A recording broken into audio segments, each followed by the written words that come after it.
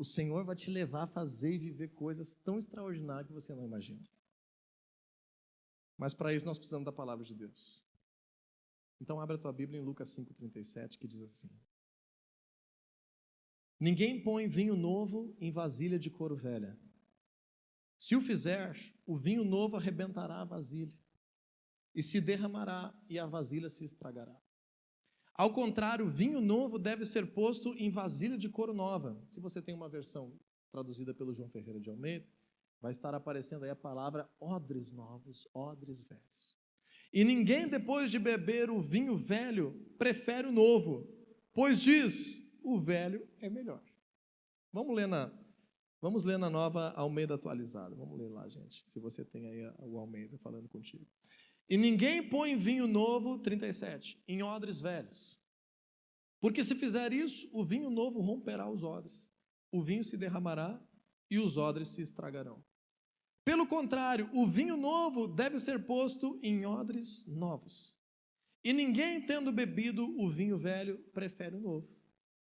Porque diz, o velho é excelente. Eu quero explicar essa palavra para ti. Tenho 10 minutos para isso apenas. Quero explicar essa palavra para ti. Jesus está falando sobre vinho e odre. Quando Jesus fala sobre vinho e odre, coloca o folder para nós aí da palavra de odres novos.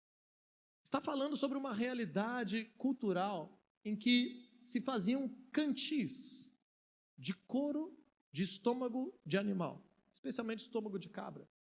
Então, um cantil como esse, que é um cantil de couro, remete a um vasilhame, a um recipiente que se podia guardar água, ou que se podia guardar vinho, ou que se podia guardar qualquer bebida que você quisesse, num reservatório em que não ia vazar e que ao mesmo tempo iria se conservar. Esse reservatório artesanal da época de Jesus para armazenar o vinho, ele se chama odre. E o odre é necessariamente feito de couro do bucho, do estômago do animal. Então, quando carneava o animal, o couro do estômago servia para fazer esse invólucro que iria ali armazenar de forma hermética aquele suco de uva que fermentado se torna vinho. Jesus está dizendo o seguinte, algo cultural, todo mundo entendeu, hoje a gente tem que ficar explicando. Jesus está dizendo o seguinte, quando o vinho, todo mundo sabia disso, quando o vinho fermenta no odre, o odre é um tecido, o odre é algo orgânico. Aquele odre se passa por um processo de dilatação. Aquele odre passa por um processo de tensão. Por quê? A fermentação causa pressão. Diga assim comigo, vinho novo causa pressão. Não esqueça essa frase, líderes, para amanhã. Amanhã vai ser um dia muito especial. O vinho novo causa pressão. Quando ele causa pressão, como é que o odre fica? O odre dá uma trabalhada. E as fibras do odre, elas se expandem, mas não chega a vazar. Então, na medida correta, no preparo correto, um odre servia para curtir uma medida de vinho. Está me entendendo, gente? Só que havia uma elasticidade. E aí, quando havia uma elasticidade, você que já engordou e emagreceu sabe disso, a pele, no momento que tira o conteúdo, ela vai ficar ali, não vai voltar na hora, ela volta na hora a pele. Você emagrece bem rápido assim, a pele fica sequinha, fica bem esticadinha, fica ou não fica, gente?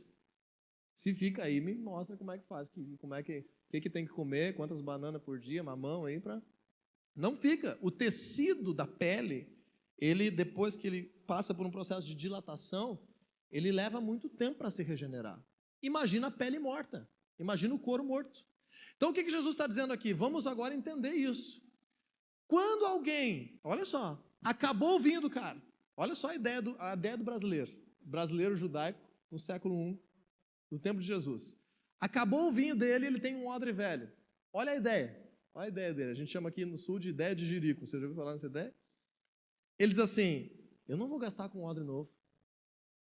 Eu vou pegar o odre velho que está vazio e eu vou botar vinho novo dentro dele, tá bom? Entendeu? Entendeu a lógica de Jesus? E aí Jesus está dizendo,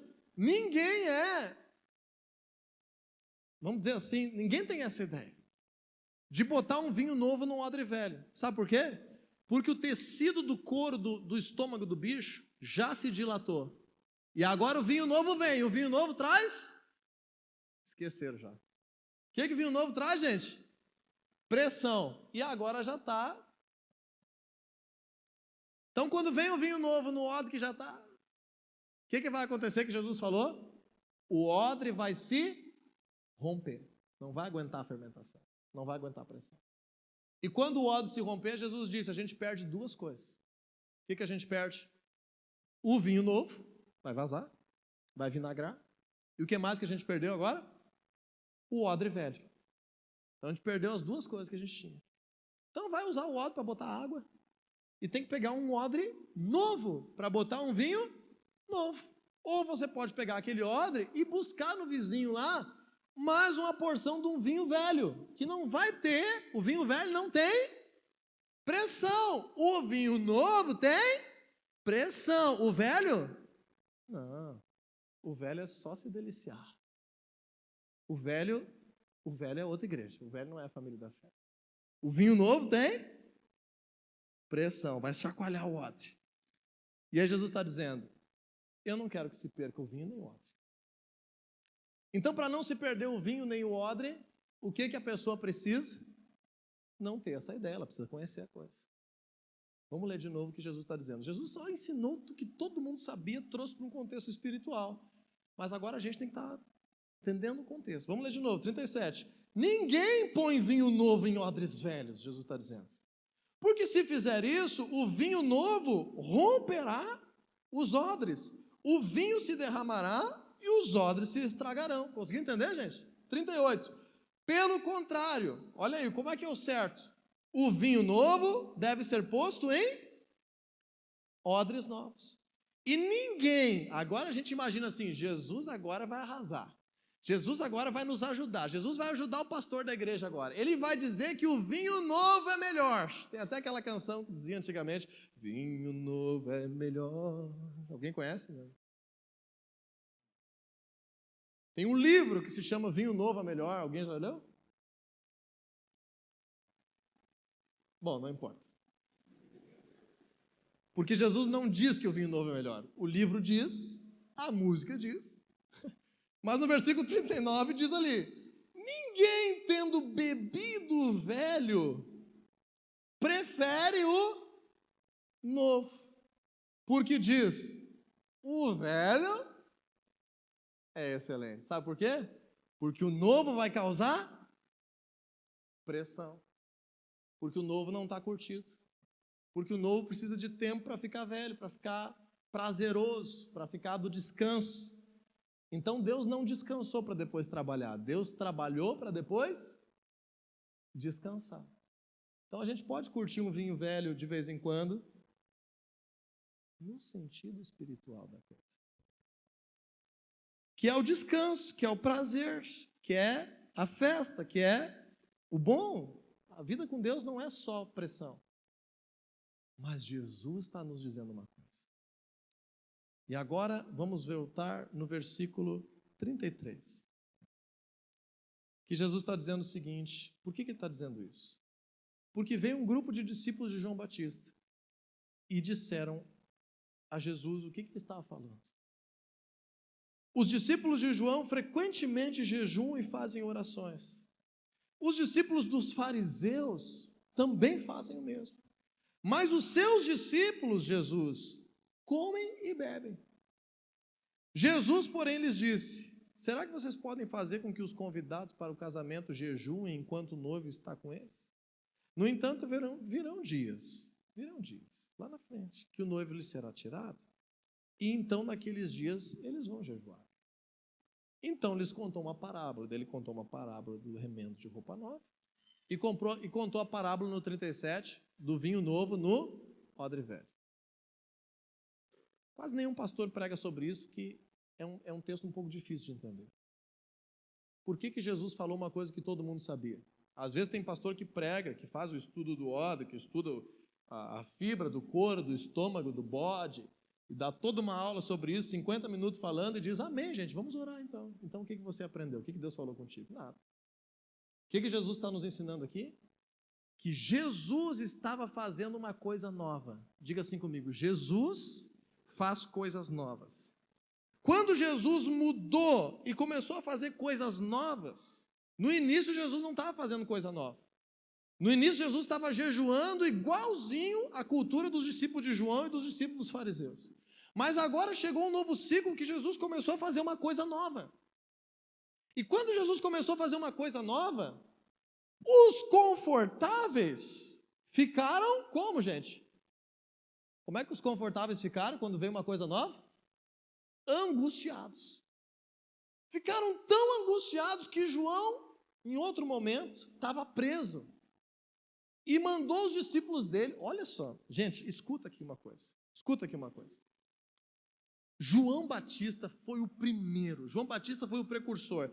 Ele viu Jesus vindo publicamente no seu ministério, depois do jejum no deserto. Ele foi o primeiro que ele disse: eis o Cordeiro de Deus que tira o pecado do mundo. E João Batista reuniu uma multidão na beira do Rio Jordão todo dia para batizar esse pessoal. E ele andou para Jesus e disse: ele é aquele que eu falei para vocês, eu não sou digno de desamarrar suas sandálias, que ele cresça e que eu diminua, ele é o Filho de Deus na terra. João Batista disse isso. Aí João Batista batizou Jesus, e Jesus começou a fazer discípulo, fazer milagre, toda aquela coisa. Só que Jesus começou a fazer uma coisa... O que Jesus faz, gente? Uma coisa nova. E João Batista estava preso, escutou o que Jesus estava dizendo, e ele mandou os discípulos dele perguntar para Jesus: olha só a tendência à inércia. Não é de hoje, não te culpa aí, não é de hoje. Não é de hoje. Não é só o teu filho de 13 anos que quer dormir a tarde toda, não é de hoje. João Batista estava lá na cadeia, e ele mandou os discípulos dele encontrar Jesus e dizer assim: olha só o que ele disse para Jesus. João mandou perguntar se tu és o Cristo que deveria vir ou se nós devemos esperar outro agora. Olha só a confusão. Por que a confusão? Porque ele não estava entendendo uma coisa nova. O vinho novo de Jesus estava fazendo o que com ele, gente? Arrebentando o odre dele. Não estava entendendo, estava se perdendo, não conseguiu entender. Aí Jesus foi explicar. Gente, sabe o que está acontecendo? Vocês estão confortáveis e não estão aceitando coisas novas.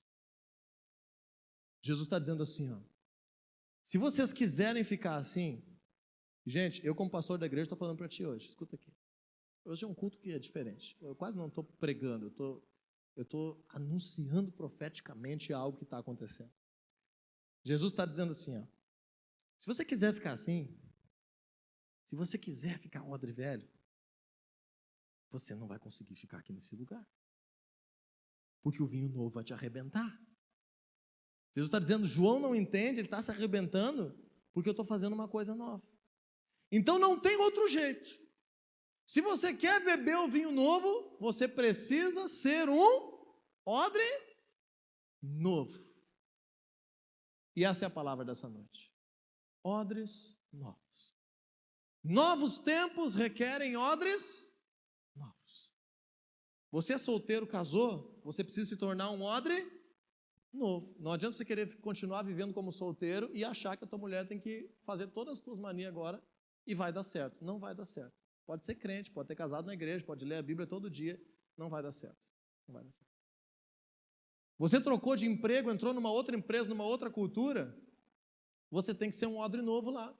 Você tem que se humilhar, você tem que reaprender, você tem que baixar a cabeça, você tem que se adequar, você tem que crescer de novo. Se você quiser entrar numa empresa nova, do mesmo jeito, com a mesma cultura que você já tinha quando você trabalhava em outro ambiente, aí você vai se arrebentar.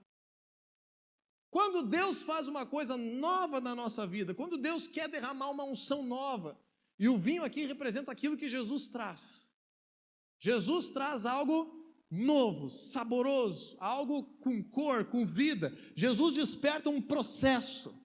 Jesus nos usa para amadurecer o projeto dele, para que os outros venham beber e dizer: uau, que delícia! Jesus nos usa como igreja para isso, para ser o odre que vai se dilatar, para poder servir o mundo com o reino de Deus. E quando nós aprendemos isso, nós precisamos entender que se nós quisermos vinhos novos, nós precisamos nos tornarmos o quê, gente? Odres novos. Diga assim para quem está do teu lado aí, seja um odre novo. As ruguinhas vão embora, vai esticar tudo. Seja um odre novo. Isso aqui agora está meio subjetivo, está meio filosófico essa palavra. Como é que eu vou ser um odre novo, pastor? Como é que eu faço? Eu vou cantar, vinho novo é melhor. Será que eu vou me tornar, pastor? Não. Eu vou ler o livro, vinho novo é melhor. Vou me tornar um odre novo, pastor? Talvez não, acho que não. Então como é que eu faço? Como é que eu faço? Eu vou falar mal do Senhor lá na minha casa, eu vou me tornar? Não, não vai tornar. Como é que eu faço, pastor, para me tornar um odre novo? Tem que entender que o vinho aqui é o que Jesus está fazendo. E o odre aqui é quem, gente? Nós. Então, se nós quisermos ser renovados, não tem jeito. É Romanos 12:2. Vamos ler Romanos 12:2. Se você quer ser renovado, é Romanos 12:2. Não tem jeito. Esse versículo é um dos versículos que eu sou mais apaixonado na palavra de Deus. Ele parece um versículo meio boiando aí, mas é um dos versículos que eu sou mais apaixonado. Quando eu comprei a minha primeira Bíblia, eu escrevi na capa, Romanos 12:2. Eu escrevi o versículo e decorei o versículo. Romanos 12:2. Vamos abrir lá? Romanos 12:2. Está melhor de ler aí, pessoal? Amém? Então, se você tem a versão do João Ferreira de Almeida, diz assim: e não vos conformeis com esse século, mas transformai-vos pela renovação da vossa mente, para que sejam capazes de experimentar e comprovar qual é a boa, perfeita e agradável vontade de Deus. Se você tem a NVI, está escrito assim: não se amoldem ao padrão deste mundo, mas transformem-se pela renovação da sua mente, para que sejam capazes de experimentar e comprovar, finalzinho igual. O que, pessoal? A boa, agradável e perfeita vontade de Deus para a tua vida. Quem quer viver a vontade de Deus para a sua vida? Eu quero viver a vontade de Deus para a minha vida. E sabe qual é a vontade de Deus agora para a família da fé, gente? Derramar vinho novo. Uau! Então, como é que eu faço para me renovar? Como é que eu faço para me adaptar? Como é que eu faço para ser um odre novo? Se eu sei que Deus está liberando algo novo, uma vontade nova, Deus está liberando um projeto novo sobre a minha vida, como é que eu faço? Eu agora tenho que desarmar as minhas mãos. Eu tenho que desarmar as minhas defesas, as minhas barreiras, e eu tenho que dizer para Deus: Deus, renova minha mente. Senhor, me faz aprender esse novo tempo. Pai, se eu tiver que criar um novo hábito, me ensina. Se eu tiver que acreditar algo maior, me ensina. Se eu tiver que conhecer algo de Ti que eu não conhecia, eu quero. Senhor, se eu tiver que reorganizar a minha agenda, me ajuda. Pai, eu não quero assumir a forma desse mundo, eu não quero me conformar, eu não quero ficar ali numa situação de estagnação, eu quero ser renovado, porque eu quero experimentar, eu quero comprovar qual é a tua vontade. Essa oração você deve fazer. Essa oração você deve fazer cada vez que você se sentir que o teu conforto está balançando. Você sabe por quê, gente? Porque naturalmente, um povo no deserto que viu 10 pragas acometer o faraó do Egito, que viu o mar vermelho se abrir, que viu chover pão do céu, que viu brotar água da rocha, que viu água amarga ficar doce, que viu as roupas deles não se rasgarem, que viu uma coluna de fogo de noite, que viu uma nuvem de glória de dia, esse povo, quando entrava no novo desafio, clamava ou reclamava? Você que já leu lá o Pentateuco, o que o povo mais fazia? Ele clamava ou reclamava? Reclamava. E quando Deus quer trazer algo novo para a tua vida, vai chacoalhar. Porque o vinho novo traz pressão. Você tem duas opções. Ou você clama, ou você reclama. O que você decide? O que você decide? Pensa agora. Decide com Deus agora. Diz, Deus, eu quero e eu vou clamar. Deus, vai devagar, porque eu sou meio reclamão, eu não quero muito.